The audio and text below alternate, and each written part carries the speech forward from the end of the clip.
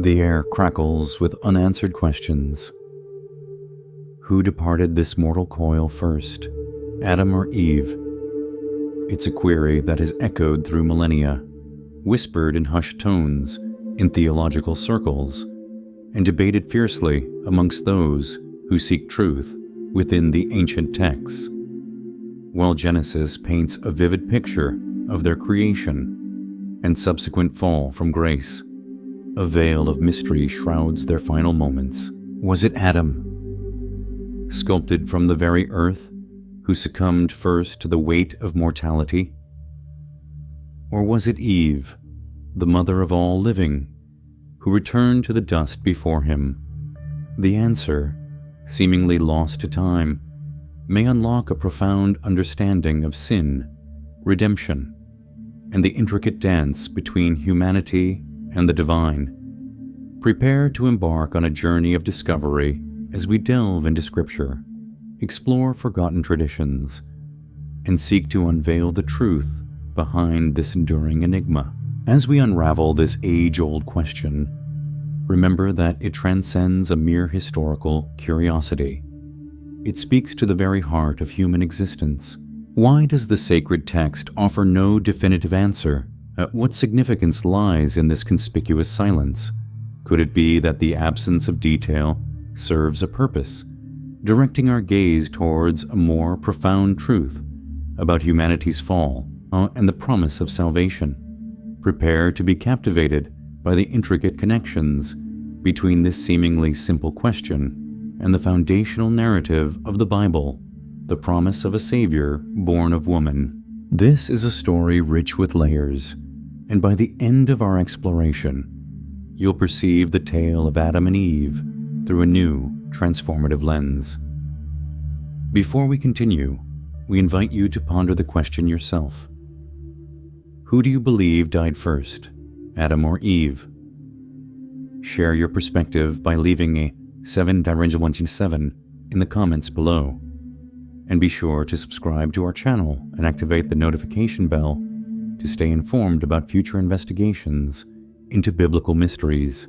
If this topic resonates with you, express your support by liking and sharing this video, enabling us to disseminate these powerful insights to a wider audience. Together, let us embark on this quest for truth. Who died first, Adam or Eve? The shocking answer revealed. To begin our quest to discover who died first, Adam or Eve, we must first transport ourselves back to the Garden of Eden, to the pristine moment of creation. Imagine the unspoiled grandeur of the world unfolding under the gaze of its creator. The book of Genesis recounts God's extraordinary act of creation. He fashioned the first man, Adam, from the dust of the earth, as written in Genesis 2:7. This profound connection between Adam and the soil is unmistakable. The very name, Adam, is derived from the Hebrew word Adamah, signifying ground or earth, underscoring the deep connection between Adam and the land from which he originated. As God breathed the breath of life into Adam's nostrils, the first man became a living soul, a creation endowed with the divine essence, a spark that distinguished humanity from the rest of creation. Yet Adam, alone in this idyllic garden, was not meant to remain isolated. God, in his infinite wisdom, recognized that it was not good for man to be alone, and resolved to create a companion suited for him. But how would this helper be formed? God caused Adam to fall into a deep slumber, a moment of tranquil stillness before the miraculous event unfolded. From Adam's rib, he fashioned Eve, the first woman. As recorded in Genesis 2:21-22, unlike Adam, who was formed from the earth, Eve originated from his very flesh and bone. Their bond was not only spiritual, but also physical, representing an unbreakable connection between them. Together, They walked in perfect harmony, not only with each other, but also with God Himself, who walked among them in the garden. The relationship between Adam and Eve was a living testament to God's design, a partnership of equals, and a constant reminder that we, too, were created for communion with our Creator. God entrusted them with dominion over the garden with one sacred stipulation. They were free to partake of every tree except the tree of the knowledge of good and evil. As outlined in Genesis 2:16-17, it was a seemingly simple command, yet it carried profound implications, serving as a test of their trust and obedience to God's wisdom. It was an invitation to freedom, but freedom tempered with boundaries. How often in our own lives do we encounter similar trials, where freedom is offered, but choices come with consequences? Regrettably, the harmony was short-lived. The perfect innocence of Eden was shattered by a subtle intrusion. The serpent, more cunning than any creature God had made, entered the scene, as described in Genesis 3:1. The serpent, embodying the essence of Satan, slithered into their paradise, and, with a voice laced with deceit, began to sow seeds of doubt in Eve's mind. Did God really say, "You must not eat from any tree in the garden?"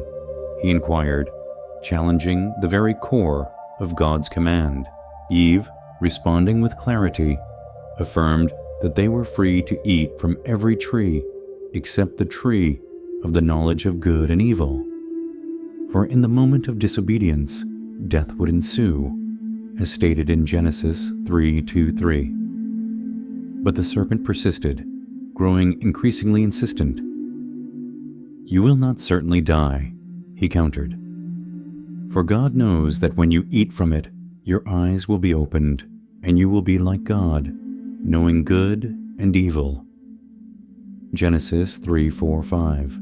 The temptation was subtle, yet potent, promising wisdom, power, and access to mysteries that were intended to remain beyond their grasp. As Eve contemplated the serpent's words, she stood at a crossroads. Was she willing to place her trust in the God who created her? Or would she succumb to the alluring promises of the serpent? What choice would you have made in that pivotal moment? Would you have heeded the serpent's call, or remained steadfast in your allegiance to the one who walked with you in the garden? The Bible does not explicitly reveal who acted first, but the central question endures: who truly fell first, Adam or Eve?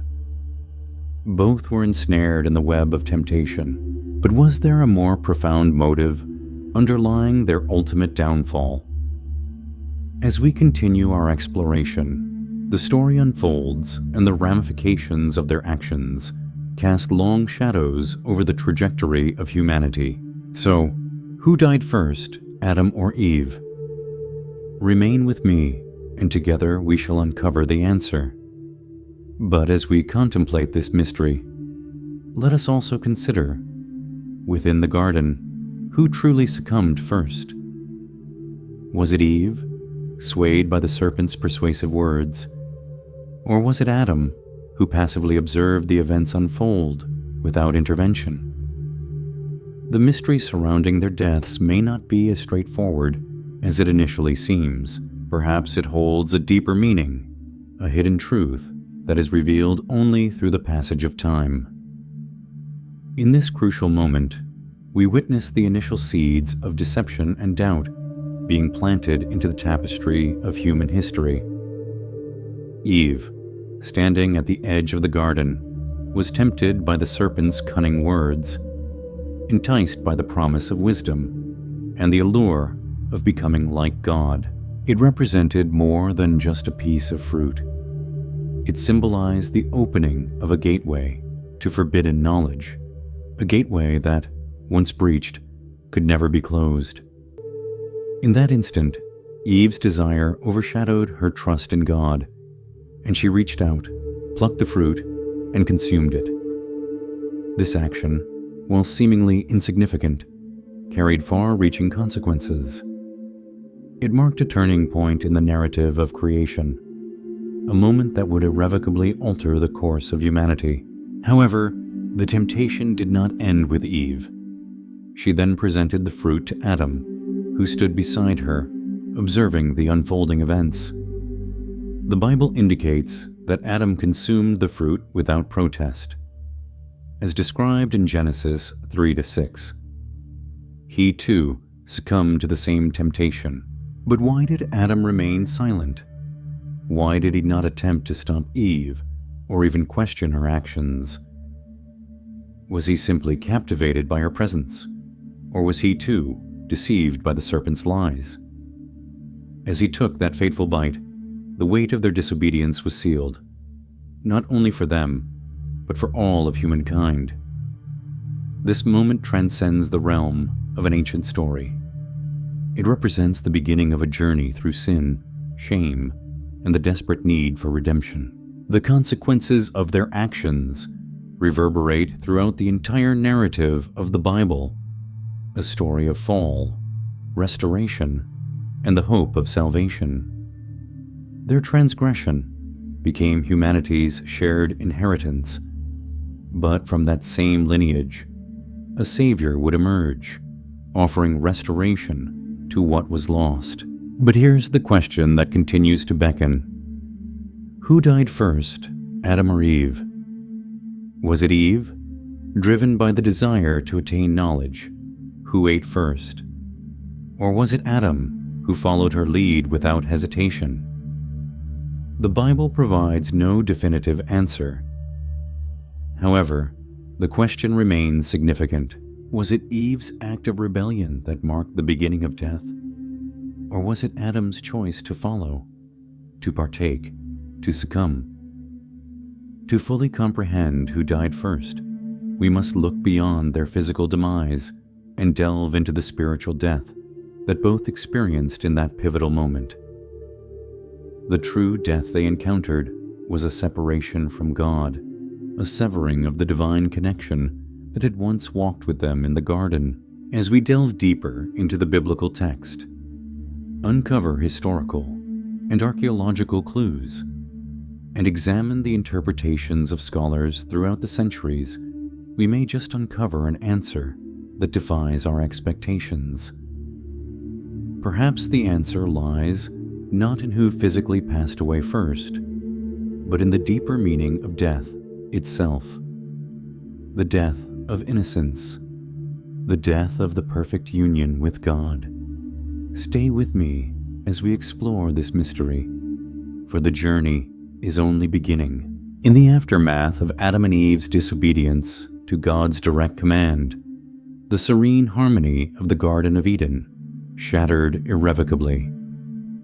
The beauty of creation now stood in stark contrast to the turmoil that had just transpired.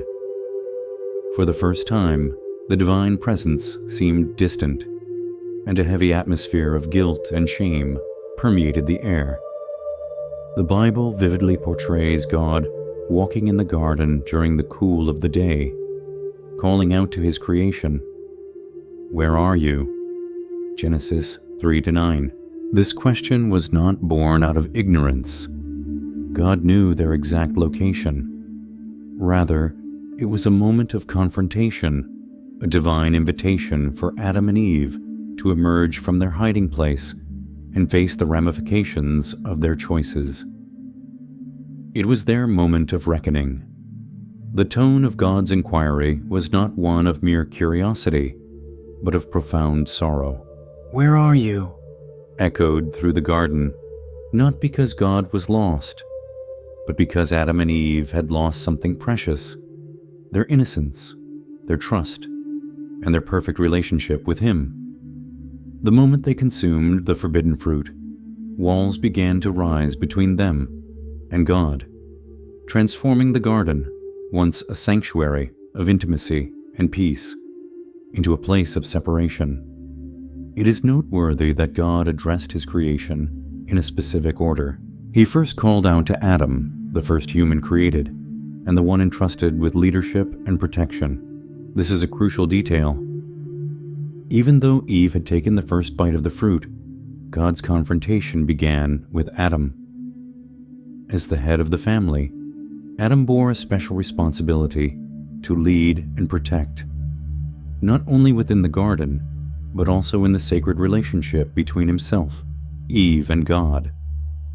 Yet, when the serpent arrived to deceive, Adam stood by in silence. His failure to protect Eve, his unwillingness to confront the lie, and his ultimate decision to follow her led him to fall prey to the serpent's deceit. When God inquired of Adam, "Have you eaten from the tree that I commanded you not to eat from?" Genesis 3:11. Adam's response was not one of remorse, but of deflection. "The woman you put here with me, she gave me some fruit from the tree, and I ate it." Genesis 3:12. Adam's response exemplified blame shifting. Instead of acknowledging his responsibility, he pointed to Eve, the woman God had created for him, as the cause of his downfall. In his moment of weakness, Adam failed to take ownership of his actions. His words placed the blame not only on Eve, but on God himself. "The woman you put here with me." Adam's sin extended beyond merely eating the fruit. It encompassed his failure to lead and protect, as well as his unwillingness to accept responsibility for his choices. God then turned his attention to Eve. When questioned, Eve, too, deflected responsibility. "The serpent deceived me, and I ate." Genesis 3:13.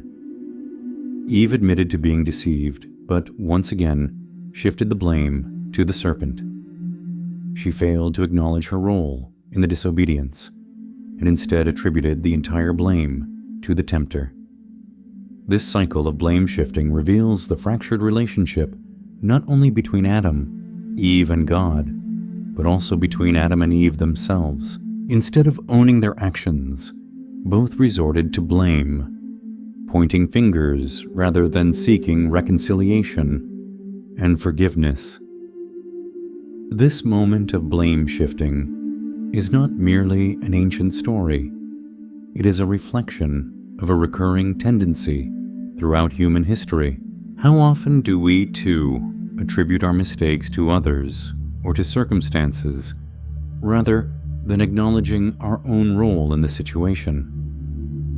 The pattern of deflecting responsibility and shifting blame continues to plague our relationships with others, and more importantly, with God. Finally, God addressed the serpent, the true instigator of the fall. The serpent offered no excuses, no defenses, and made no attempts at deflection.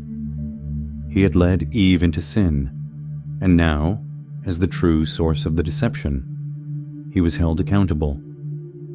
Unlike Adam and Eve, who were given the opportunity to confess, the serpent stood condemned without excuse or explanation. God's judgment upon the serpent was swift, marking the beginning of the ongoing spiritual battle that would continue throughout history. In this moment of divine confrontation, the fractured state of humanity's relationship with God became apparent. What began as a garden of peace and communion had now transformed into a battleground of blame, guilt, and separation. The choices of Adam and Eve set in motion the story of sin, redemption, and restoration, a story that would unfold across the pages of the Bible. This sequence, Adam, Eve, and then the serpent, provides us with a profound clue about the structure of the punishments that followed their disobedience in the Garden of Eden. Each punishment was tailored not only to reflect the act of rebellion, but also to show the consequences that would ripple through the entirety of humanity. Let's take a closer look at how God addressed the serpent first, as the instigator of sin, and the subsequent judgments that fell upon Adam and Eve. God began with the serpent, condemning it above all other creatures in Genesis 3:14. "Because you have done this," he declared, "cursed are you above all livestock and all wild animals."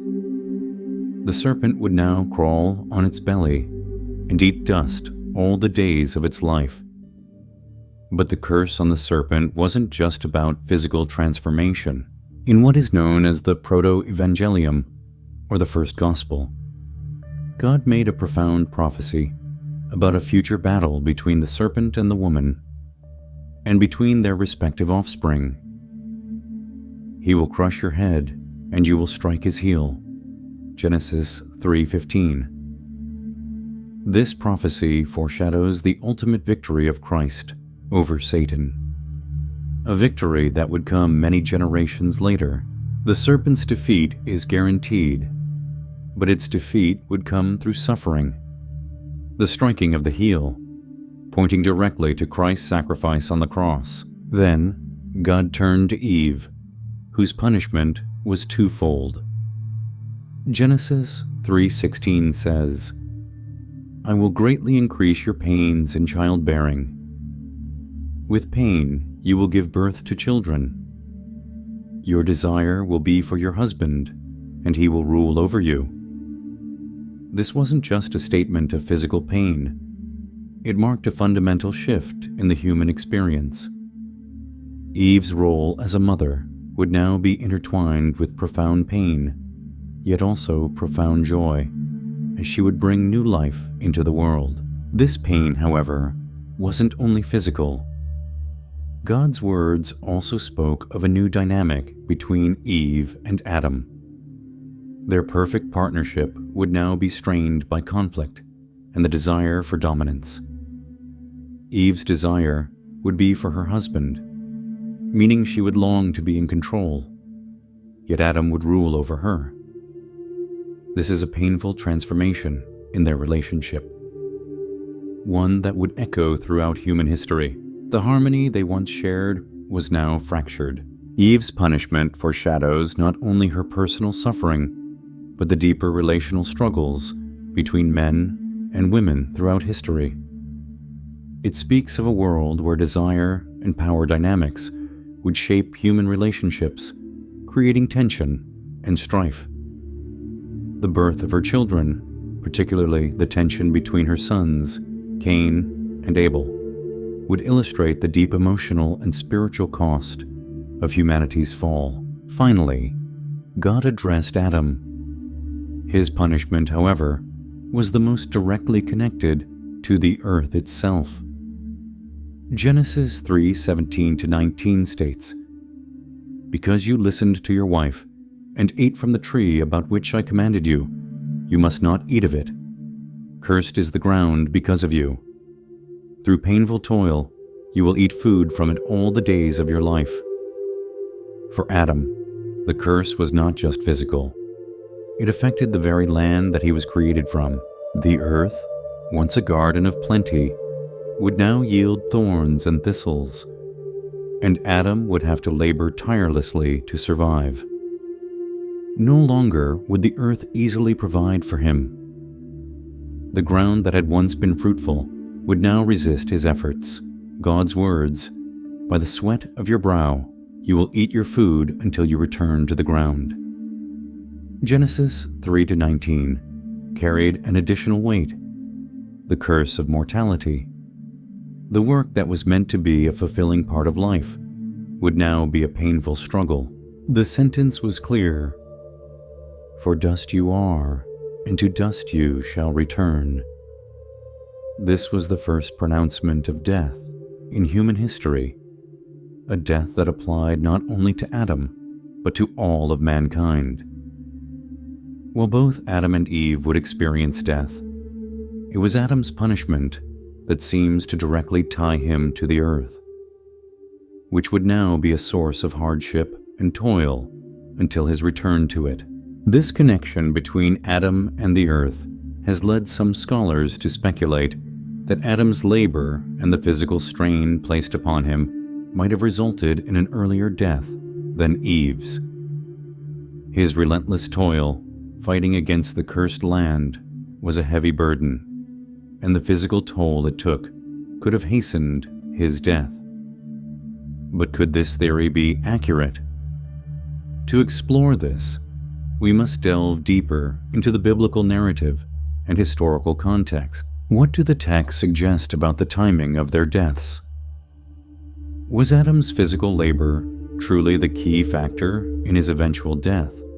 Or were there other spiritual and cultural dynamics at play? The answers to these questions may not be immediately clear, but they are worth exploring. Through the lens of the punishment God placed upon Adam, we can see how the earth itself became a witness to humanity's fall, how it became intertwined with their labor, their struggles, and ultimately, their mortality. What was once a perfect paradise had now been transformed into a place of hardship, where the physical and spiritual consequences of sin would shape the rest of history. Let's now delve deeper into the Bible's subtle clues regarding the deaths of Adam and Eve. While the creation and fall of Adam and Eve are detailed in the book of Genesis, the account of their deaths is strikingly sparse. Genesis 5-5 offers a simple yet telling statement. So, all the days that Adam lived were 930 years, and he died. This verse is part of the Toidot, a genealogical record that traces the lineage from Adam to Noah. It's interesting that the Bible provides the precise age of Adam at the time of his death, 930 years. But when it comes to Eve, the Bible remains utterly silent. Despite her pivotal role in the early narrative of humanity, no mention is made of when or how she passed away. This omission has perplexed scholars and theologians for centuries. Why, when the Bible meticulously records the ages of so many patriarchs and matriarchs, would it leave out? So, as we've journeyed through the scriptures, the gardens, and the interpretations of time, the question of who died first, Adam or Eve, remains shrouded in mystery. While the Bible doesn't offer a definitive answer, the exploration itself reveals a deeper truth: the profound consequences of sin, the separation from God, and the enduring hope of redemption. It's a story not just of two individuals, but of all humanity, grappling with choices, consequences, and the longing for restoration. We'd love to hear your thoughts on this. What resonated most with you during this exploration? Did any particular interpretation shed new light on the Adam and Eve narrative? Feel free to share your comments, questions, or even your own theories down below. Let's continue this conversation together. And if you enjoyed unraveling this biblical enigma with us, be sure to subscribe. That way, you won't miss out on future explorations into these captivating mysteries and the timeless truths they hold. Until next time, keep seeking, keep questioning, and keep exploring the depths of faith.